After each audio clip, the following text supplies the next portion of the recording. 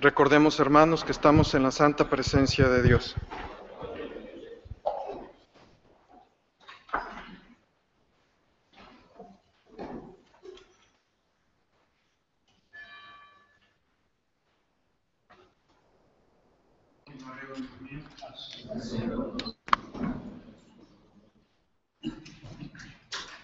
Hermanos, el mensaje del hermano superior será transmitido en tiempo real a través de la red.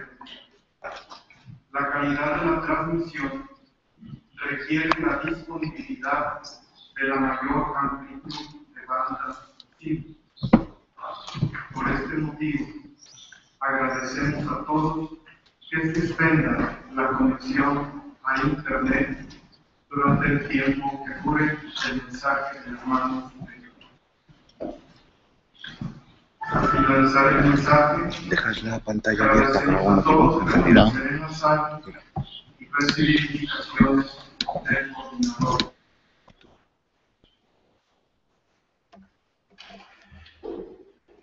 Aunque pudiera parecer que escucharemos en esta sesión plenaria por primera vez a nuestro hermano superior, en realidad no es así, pues desde el momento de su elección, él ha estado compartiendo con nosotros reflexiones y puntos de vista que han resultado no solo clarificadores, sino también motivadores. Especialmente cabe destacar sus expresiones de confianza en todos nosotros para responder a los desafíos que enfrenta nuestro instituto. Sin embargo, las palabras que dirige esta mañana no solo revisten de formalidad el momento, sino que adquieren un sentido muy especial, pues no serán solo para nosotros, hermanos capitulares. Gracias a la tecnología, seguramente serán hoy escuchadas y luego reflexionadas por muchas y muchos integrantes de la gran familia lasallista. A la generosa aceptación de la llamada a ejercer el ministerio de superior, corresponde a nosotros ofrecerle nuestro apoyo fraterno y nuestra atenta escucha. Querido hermano Robert, aunque has recorrido activamente con nosotros el proceso capitular, esperamos encontrar en tus palabras inspiración y guía que nos ayuden a continuar esta jornada allá en nuestros distritos, a los que regresaremos dispuestos a transmitir a nuestros hermanos la experiencia pascual que aquí hemos vivido. Querido hermano, te escuchamos con admiración y gratitud, pero sobre todo con cariño de hermanos.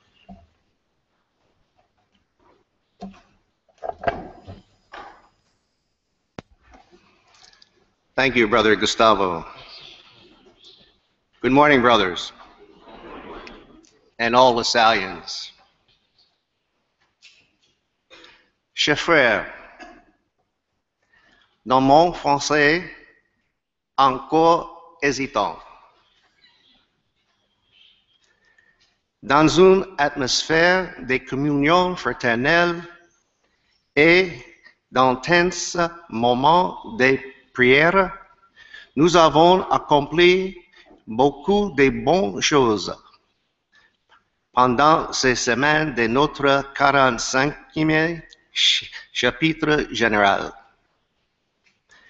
Nous sommes profondément reconnaissants à Frère Alvaro et à son conseil, aux membres de la communauté de la Maison Généraliste, à la commission préparatoire du chapitre et aux deux commissions de révision de la règle qui ont travaillé assidûment pour préparer ce qui, je crois, a été un des chapitres les plus fraternels auxquels j'ai eu la chance de participer.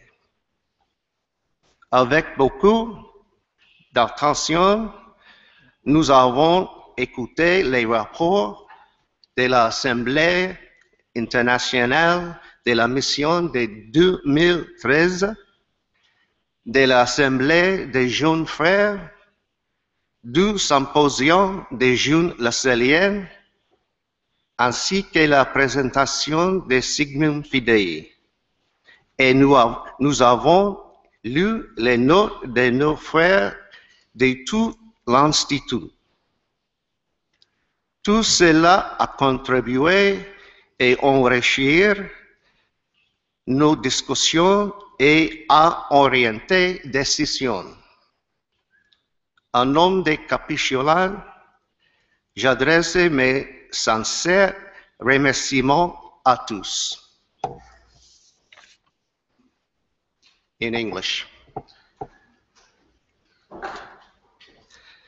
In this 300th anniversary year of De La Salle's contemplation of the letter he received from the Principal Brothers while at Parmeny, calling him back to Paris, I take as my starting point the opening lines of the draft of a letter our capitulants from the brothers in the 21st Century Thematic Group composed for our consideration.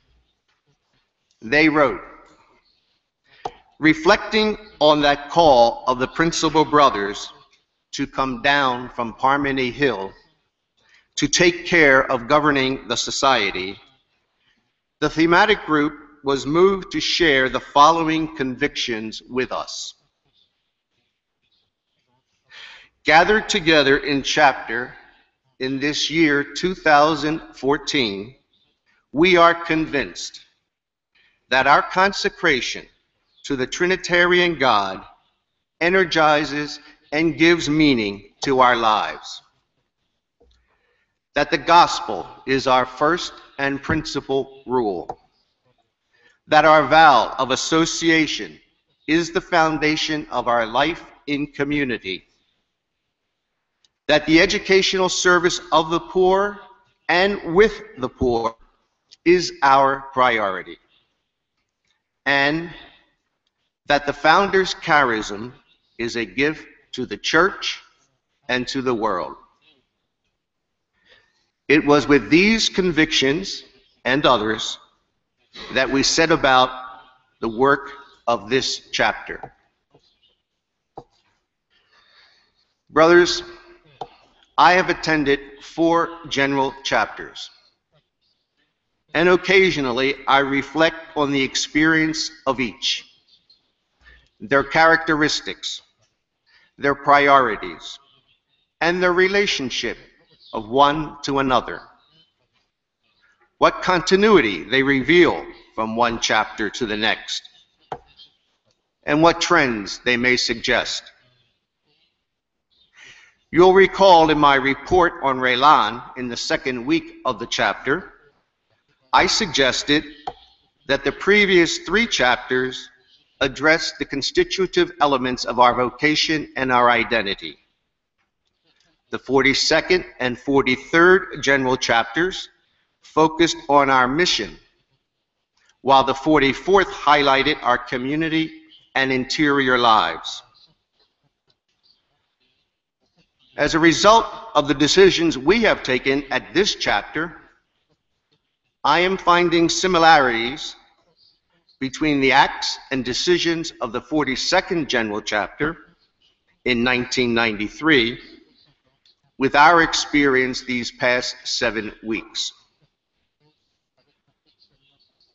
Among the decisions of that chapter were the Mission 100 Plus initiative to create new apostolates for the poor and to renew and strengthen existing apostolates for the poor. To continue organizing formation programs for our brothers and partners.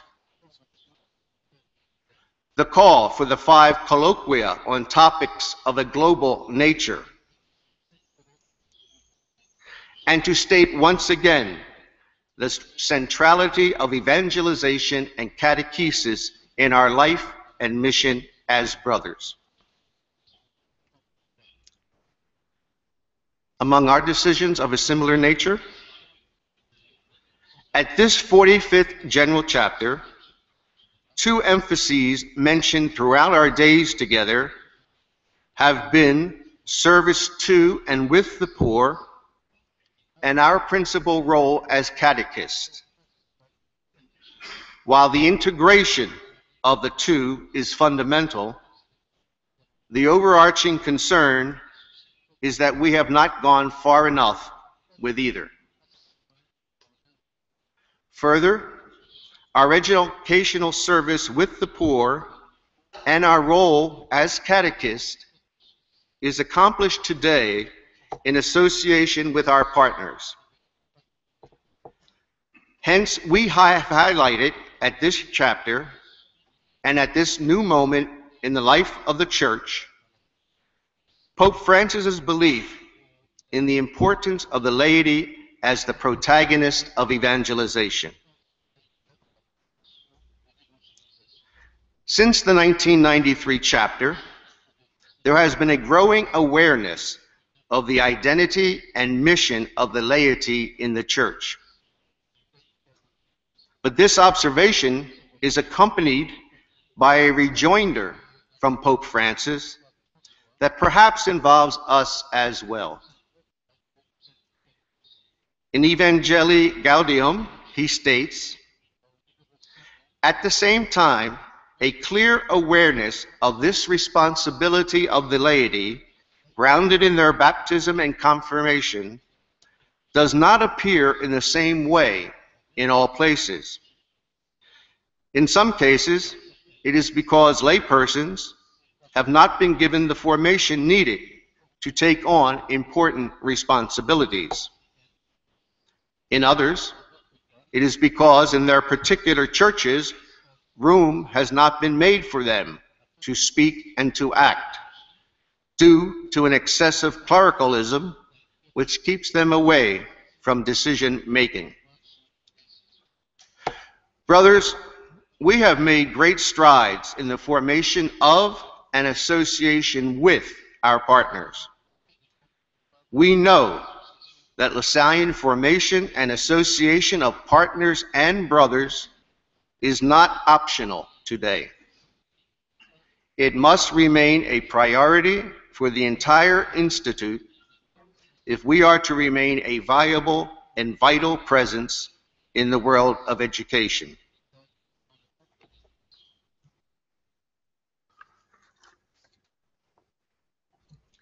Echoing Brother Alvaro's call that we be brothers without borders, we have also spoken with enthusiasm for new initiatives for and with the poor, and where possible, to do so in collaboration with other congregations. However, unlike the 42nd General Chapter, we do not have to create them as the Mission 100 Plus did. For some already exist, allowing us to immediately put our words into actions. It is from this perspective that I invite you as delegates and visitors to support and promote our presence and mission in the South Sudan. This project, on behalf of people caught up in a very vulnerable and tense situation, is an important service that combines some of the criteria we have spoken about: direct service with the poor, an international initiative, one being accomplished in collaboration with other congregations. Brothers, we must not miss the opportunity to continue making an important contribution to the needs of this newest country on our planet. And in your own regions, while I support any new initiative benefiting the poor, aren't there existing works with the poor that require strengthening.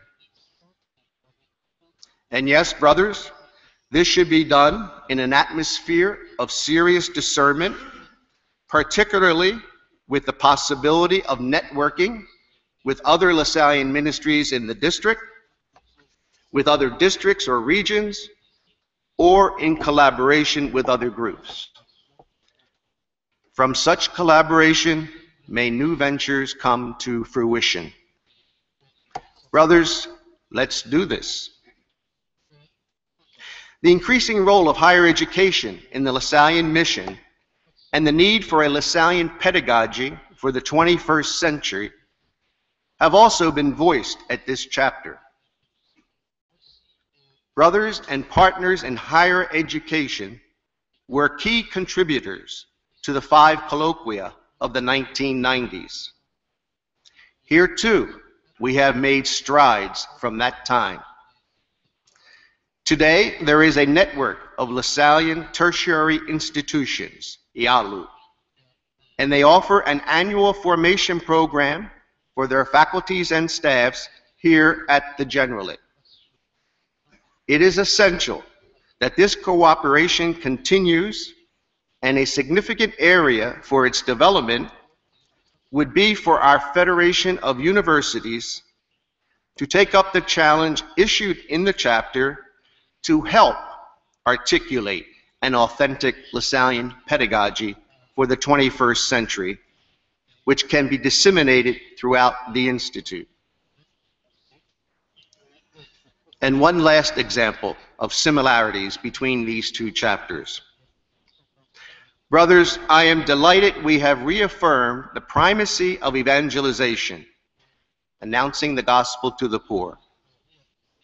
We have taken up the call from Circular 466, which reminded us that for centuries, teaching catechism was a priority in the Institute, and it produced many experts whose influence spread well beyond the boundaries of the Institute and contributed in a significant way to the evangelizing mission of the Church.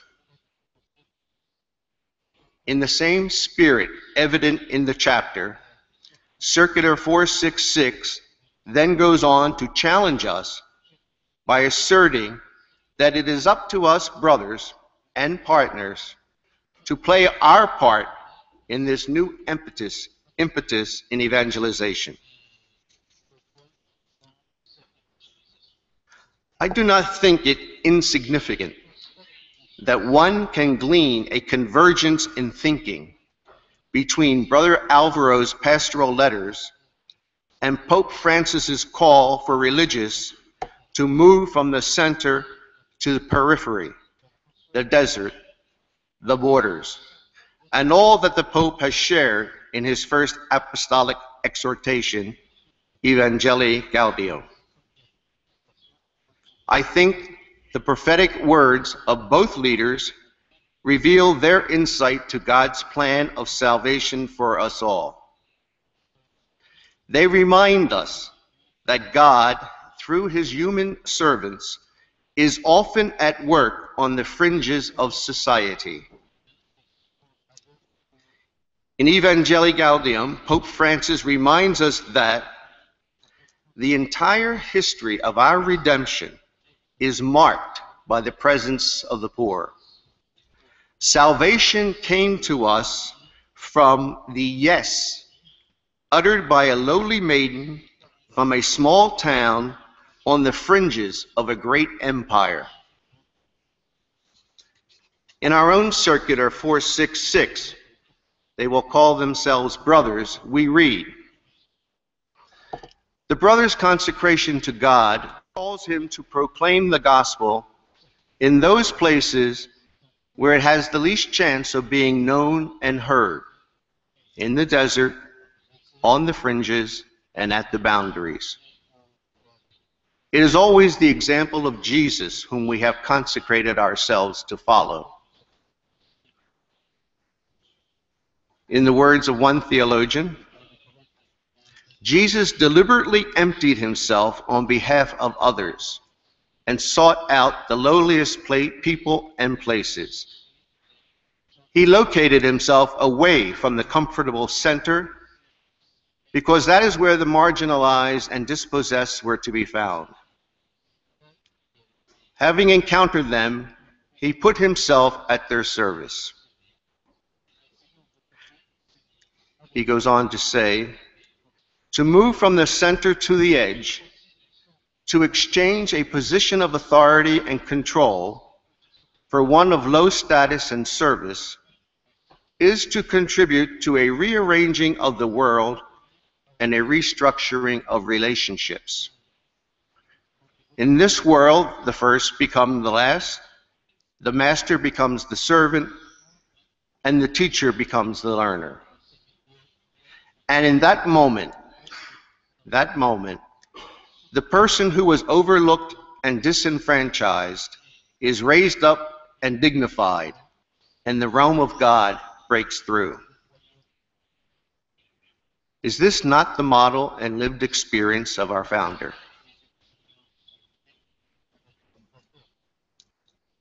I deem it fortunate that at this chapter we received the book, The Fragile Hope of a Witness, the dialogue between Brothers Miguel Campos and Michel Savage on Michel's personal journey in a time of rapid change in our institute and church.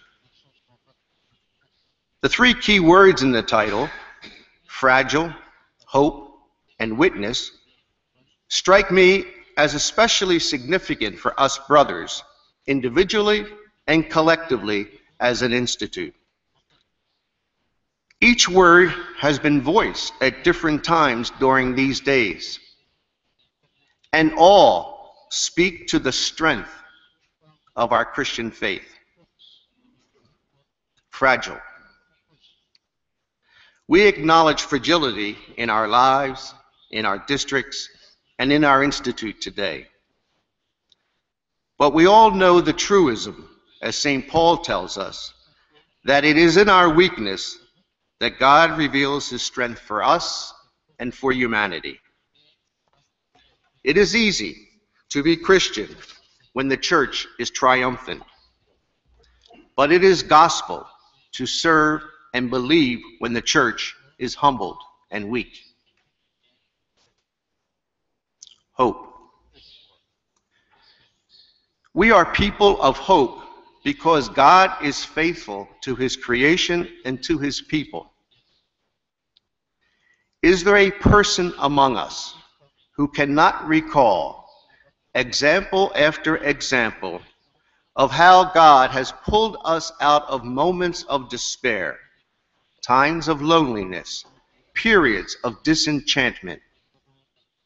The lives of everyone in this room is a narrative of God's fidelity. And it is that fidelity that is the reason for our hope. In his apostolic exhortation, Pope Francis wrote, "It is my hope that whenever we attempt to read the signs of the times, it is helpful to listen to young people and the elderly. Our institute is rich in senior brothers, young people, and LaSallian partners. It is our wealth. We are truly blessed as an institute at this time in our history. In this very chapter hall, we have heard the wisdom of the more senior among us. And in the fidelity and perseverance of our elderly brothers, witness to us that one's consecrated life can be lived to the full in whatever circumstances we find ourselves."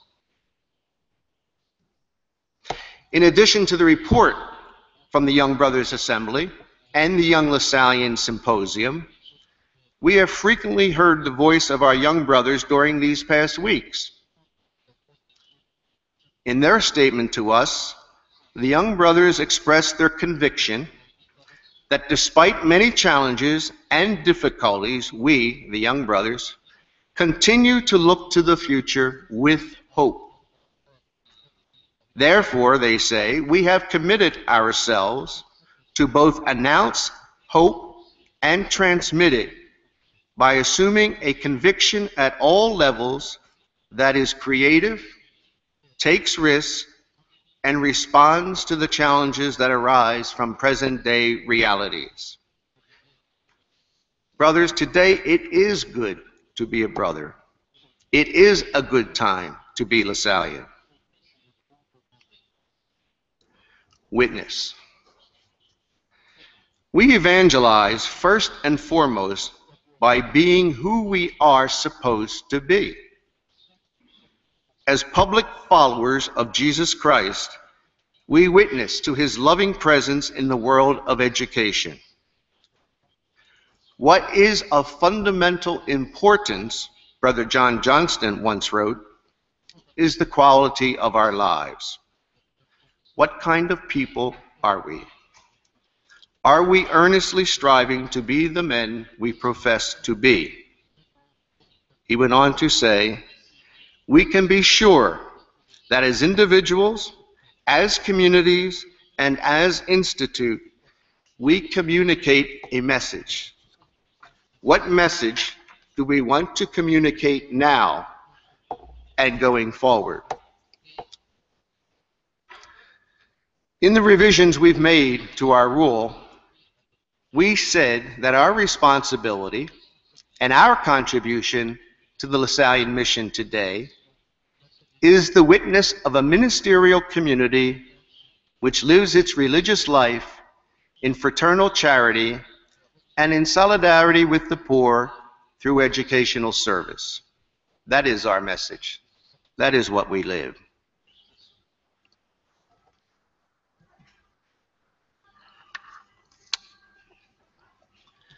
The work of the Rule Revision Commissions provided us with an excellent draft for the revisions of the 1987 rule. When the revisions are approved by the Holy See, copies of the rule will be distributed to all the brothers of the Institute. The revisions call us back to reading with fresh eyes the fundamentals of our identity and vocation as brothers. Among the revisions we approved is a threefold description of our role today in the Lasallian mission we share with our partners: that of service, witness, and communion. In recent years, among the themes central to the ministry of Jesus, biblical scholars have identified foot washing, boundary breaking, and table fellowship. I believe these correspond well to this threefold role called for in the rule revision and to the notion in Circular 466 that disciples are both called and sent. Regarding the chapter on consecration and the centrality we now give to our vow of association, I believe with what one capitulant here shared with me, that Article 3.16, in whatever final form it is written and translated, may very well speak to the heart or core of our vocation and identity as lived in its foundational moments, as well as in the complexity of today's world.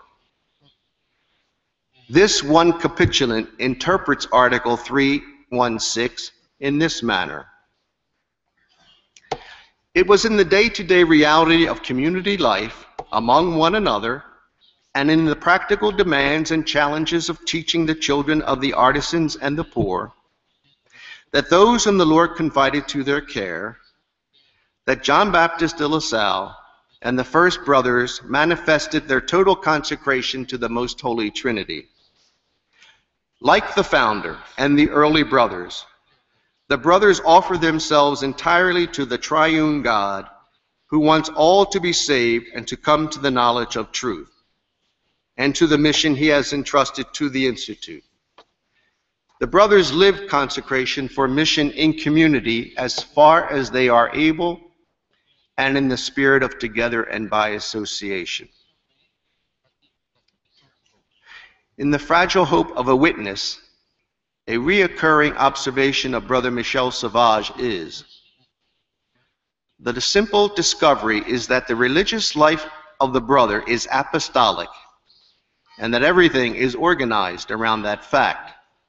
But, Michel says, I understood apostolic as a total reality, not only external activities, but also the idea of mission, called by God the Father, consecrated in the Son, sent by the Spirit in the church, in communion with the church, and engaged in the world for the purpose of making these young people succeed in the world. John Baptist de La Salle and his early companions didn't make some sort of theoretical consecration that was anthropological or sociological or even idealistic. No. It was one aristocratic yet altruistic cleric and a bunch of moderately educated men at best who rolled up their sleeves, developed the virtues of generosity of spirit and patient forbearance, and got down to the not-so-romantic nitty-gritty business of teaching and caring for unruly children who weren't their own. Motivated by the belief that a quality education can lead a child to know, love, and serve God in this world, so to be happy with Him forever in heaven. A gradual understanding of consecration and association developed among this band of brothers and their subsequent followers, based on the ups and downs, joys and sorrows of their daily living. Similarly, today, throughout the world, brothers and partners in all shapes and sizes, of all varieties of personalities and temperaments, with a mixture of gifts and shortcomings, still are willing to live day to day as far as they are able and as God will require of them, with others they choose to call brother and Lasallian partner, to offer direct and indirect educational service to the young and the not so young, but particularly children who are poor and far from achieving their potential. Children who are not their own, but have been entrusted to them by God. It is not theoretical or anthropological. It is not romantic piety, but it is incarnational spirituality in the best sense. This consecration is a practical and faithful acceptance by men, in the case of we brothers, with clay feet, of an invitation from God of the living to commit totally to a compelling charism and live it to its fullest. Long before Pope Francis coined the idea of the smell of the sheep, John Baptist de La Salle and the first brothers modeled a good shepherd lifestyle of together and by association. And over the centuries, the brothers have continued the commitment, a commitment that gives meaning to the vocation of teaching to so many of our partners today as well. Regarding these revisions that we have made to our rule, the remarks of Brother John Johnston made in his 1991 pastoral letter in reference to the still new 1987 rule are as valid today as they were then. He said, whether or not we are in total agreement with every article, it is not enough to have a theoretical expression of our identity and specificity in the church. The important thing is that we know, understand, and interiorize what we express in the rule, and make together the practical applications required in the life and mission of our district and our community. I am confident, brothers, that these revisions will contribute to our growth as interior men, men of the Spirit, so necessary to accomplish this great work God has entrusted to us. For that to happen, our rule, Circular 461 and Circular 466, and all they contain, must be fully integrated into the novitiate program of studies and the object of the annual plan of communities and ongoing formation programs. But more particularly, they have to be integrated into our lives as authentic religious, living our consecrated Lasallian life as we are called to live it and as we have vowed to do so.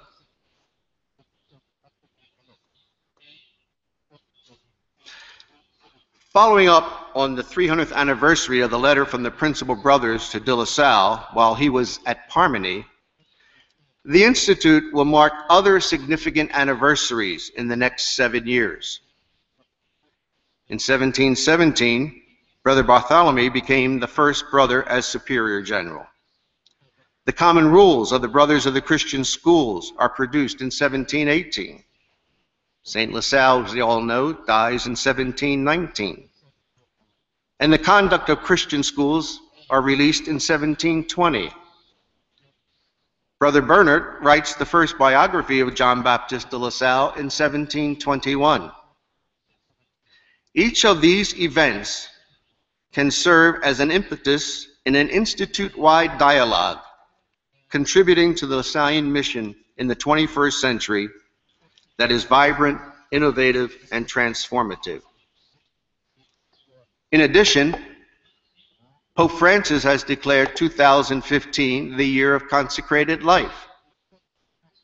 This occasion and the soon-to-be-released Vatican document on the brother's life presents us with the opportunity to make this gift to the Church more widely understood and appreciated. In this connection, I am pleased to note that the chapter's vocation thematic group has offered us a number of concrete actions to promote the vocation of the brother.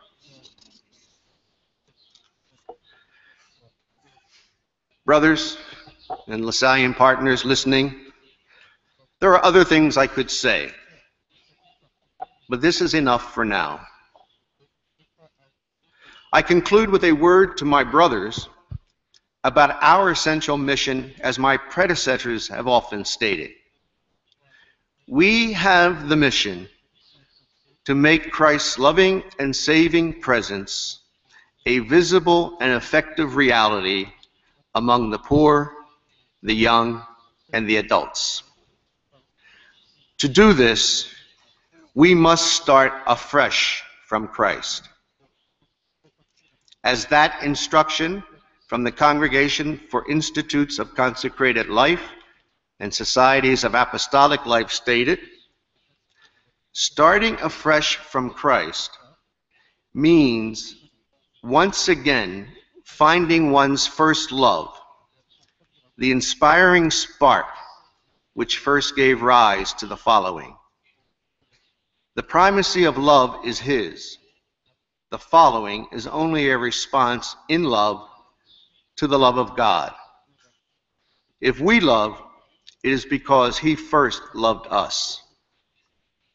This means recognizing his personal love with that heartfelt awareness which made the Apostle Paul say, Christ loved me and gave up his life for me.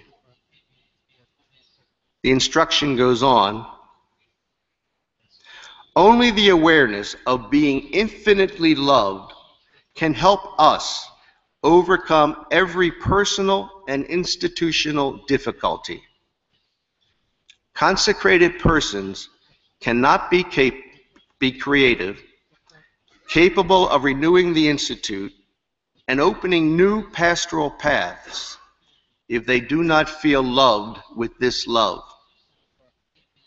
It is this love which makes them strong and courageous, which instills fire and enables them to dare all.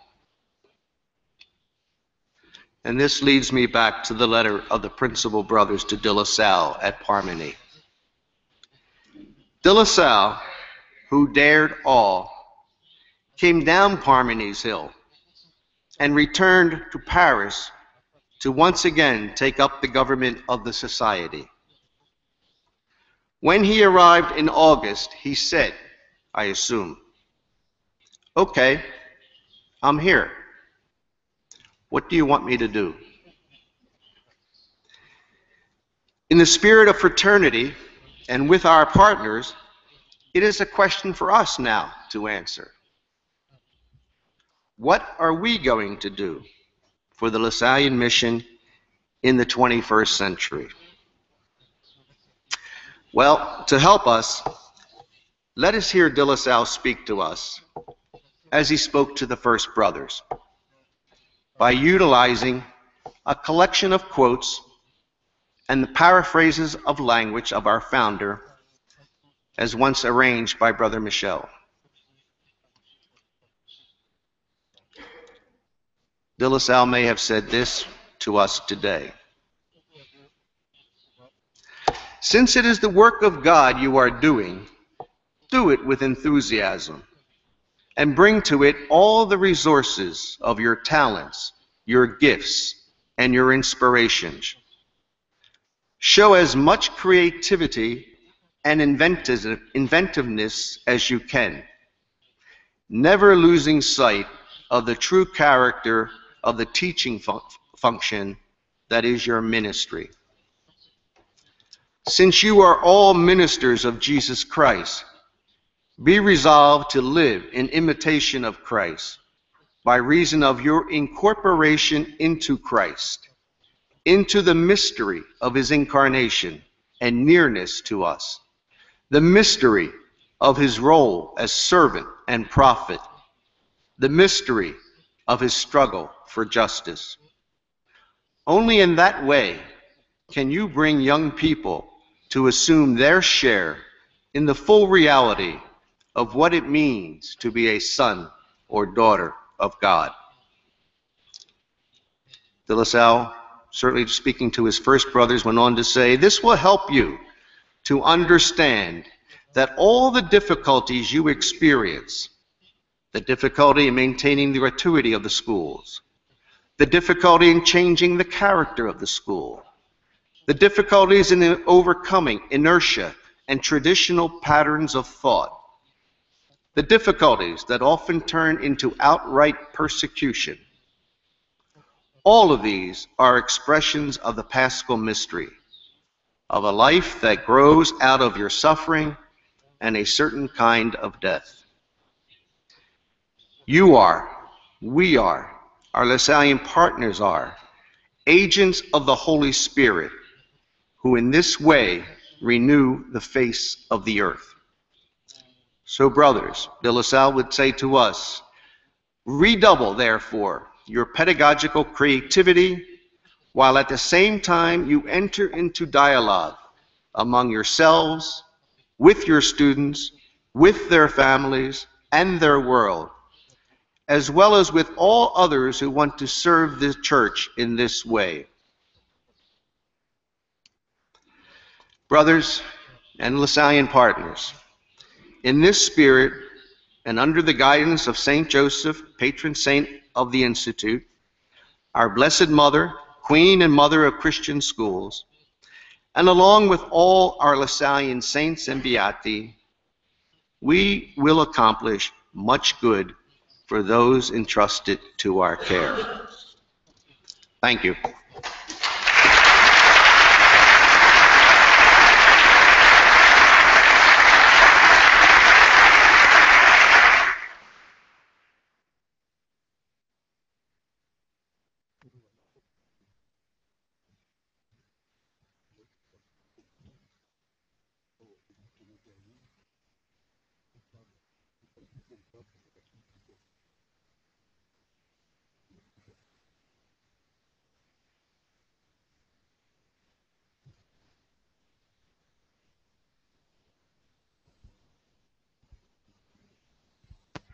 Muchas gracias, hermano superior, por el mensaje dirigido al capítulo. Antes de concluir la sesión, invito al hermano coordinador, si quiere acercarse al podium para dar indicaciones y responder las posibles preguntas que surgieran.